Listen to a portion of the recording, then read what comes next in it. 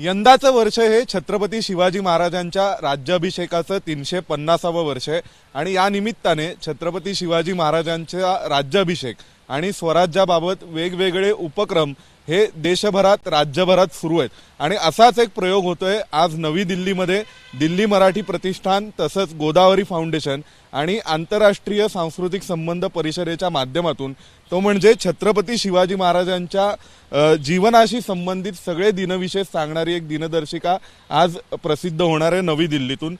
विनयजी काय सांगाल या दिनदर्शिकेच्या मागची कल्पना नेमकी काय आहे?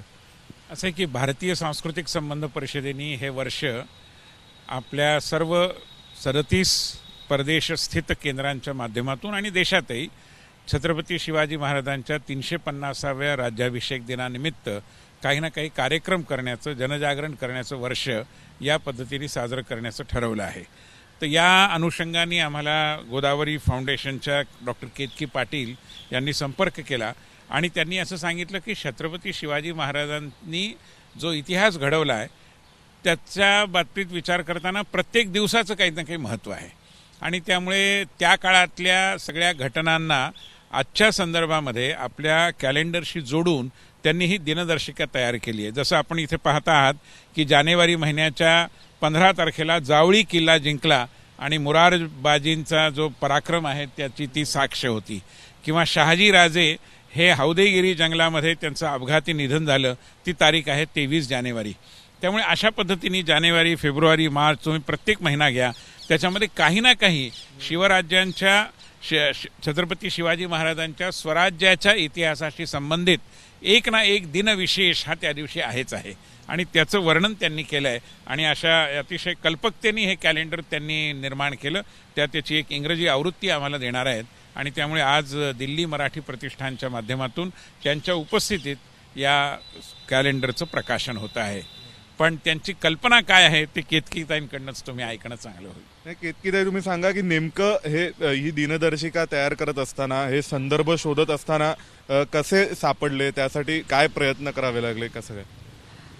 आता 350 वर्ष झाल्या आपल्याला छत्रपती शिवाजीराजे महाराजांच्या राज्याभिषेकाला, तर असा विचार आला की हा जो त्यांचा प्रवास होता हिंदवी स्वराज्यचा, तो त्यांनी जेव्हापासून 15व्या वर्षात त्यांनी शपथ घेतली की आपल्याला एक स्वराज्य निर्माण करायचं आहे, तेव्हापासून ते 1674 पर्यंतचा त्यांचा जो प्रवास होता, त्या प्रत्येक दिवसाचा त्यांचा जो सगळ्या घटना घडल्यात, त्यांचा प्रवास कसा झाला, त्यांनी कुठले किल्ले जिंकले, कोणाला पराभूत केलं, कुठे काय आढळलं, हे सगळं एक एक दिवसाचं आणि त्या वर्षाच्या बाबतीत आपण एकदम डिटेलमध्ये ह्या कॅलेंडरमध्ये दिग्दर्शिकामध्ये लिहिलेलं आहे।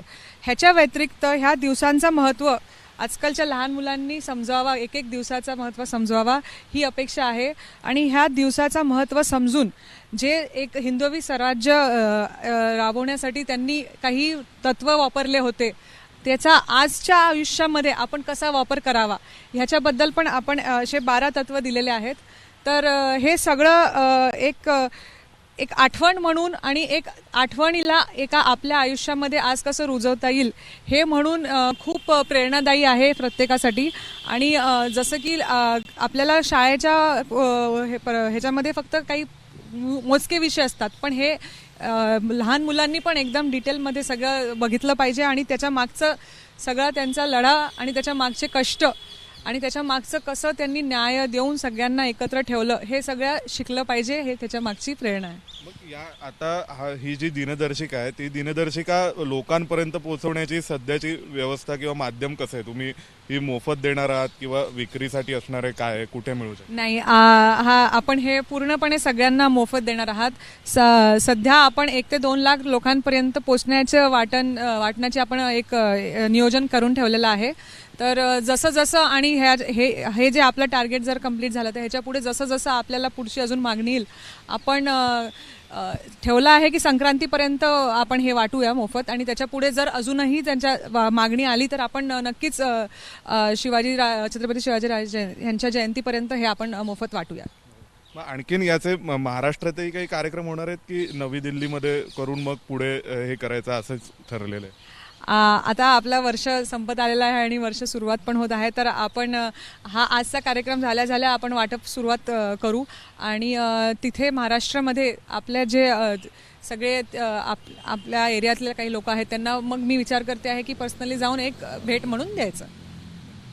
तर या होत्या डॉक्टर केतकी पाटील आणि डॉक्टर विनय सहस्रबुद्धे की नवी दिल्लीत एक वेगळा प्रयोग होतोय छत्रपती शिवाजी महाराजांचा राज्याभिषेक आणि येणारं नवं वर्ष 2024 त्याविषयीची ही एक अनोखी दिनदर्शिका आज प्रसिद्ध होणार आहे, प्रकाशित होणार आहे.